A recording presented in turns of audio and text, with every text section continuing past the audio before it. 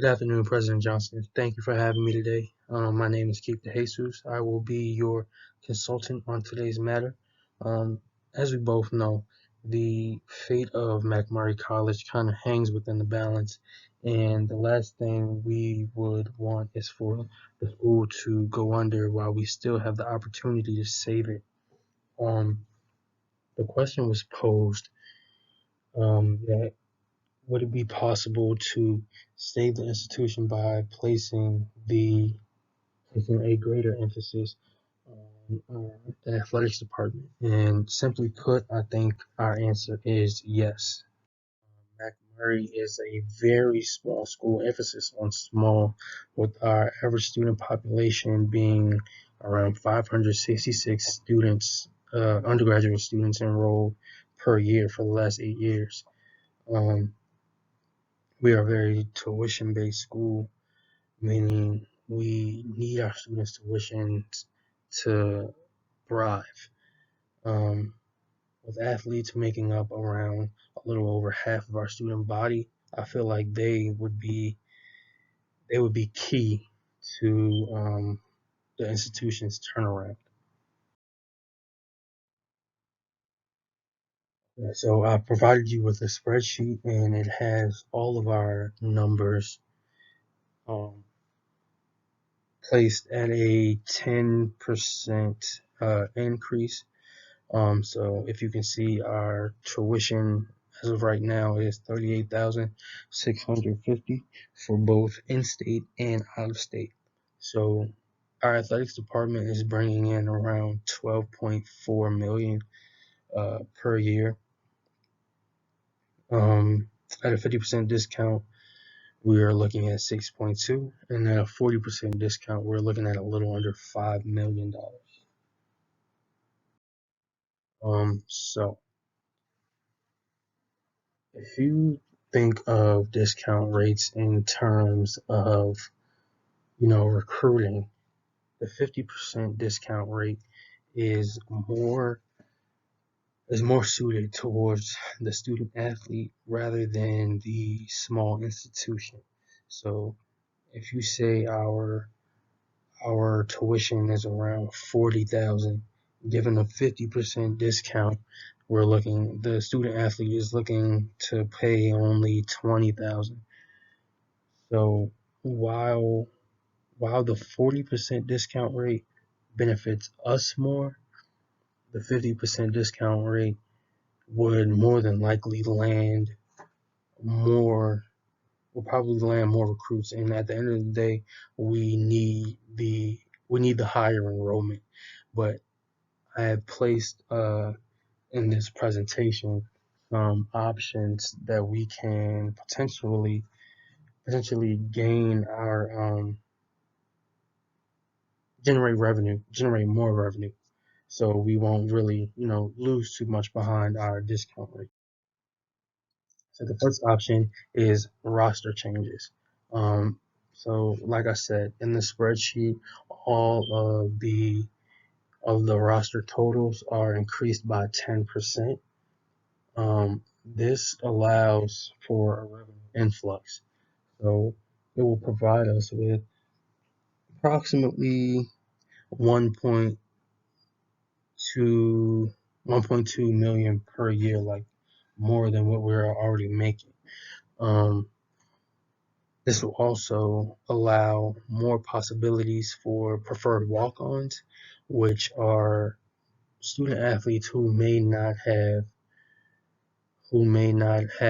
what it takes to earn a full scholarship, but are still good enough to be on the team. And it works out for us because they have to pay. They will get either a minimal discount rate or they will have to pay full tuition. Um, Also, we can use scholarships to generate revenue.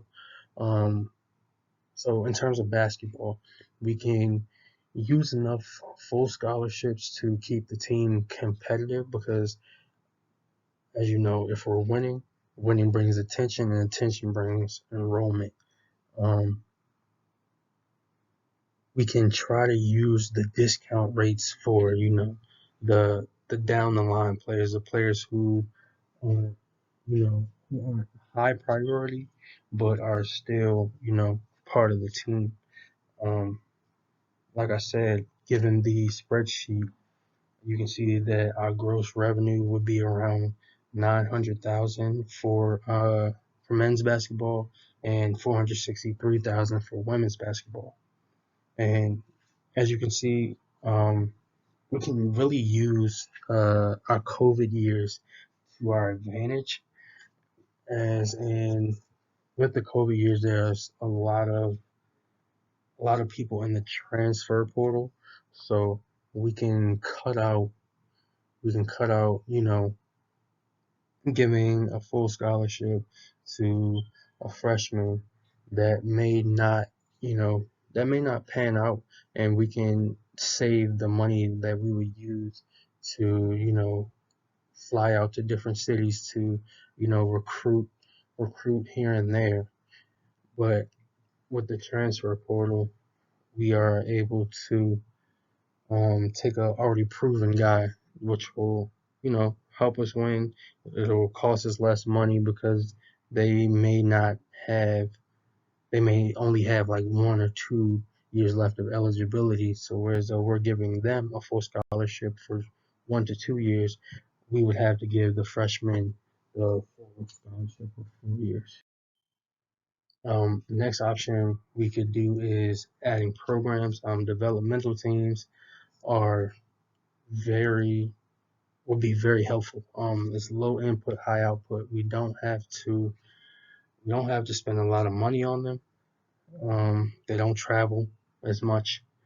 If they do travel, they're traveling on a bus and they're not traveling more than an hour. But all of them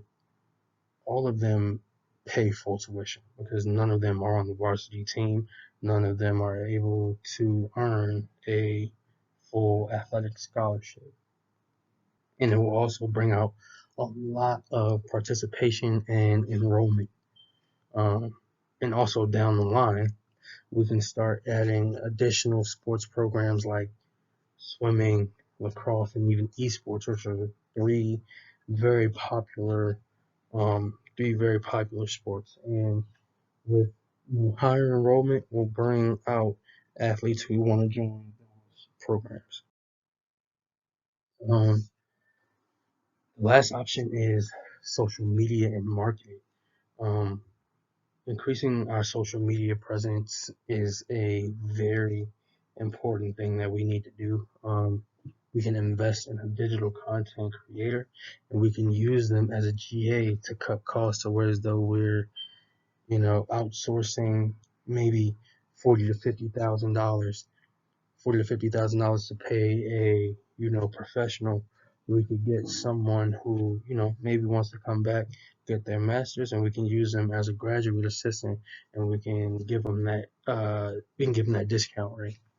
Um, Merchandise rebrand, make it more modern, make it something students would wear outside of a sporting event. Generate. That's how we generate. That's how we generate revenue. The more if we cater it towards our younger crowd, then they they'll take it from there, you know. Um, Also, I was thinking of partnering with local companies to sponsor certain games.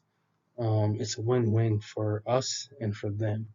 We are, receiving money, and they're receiving promotion.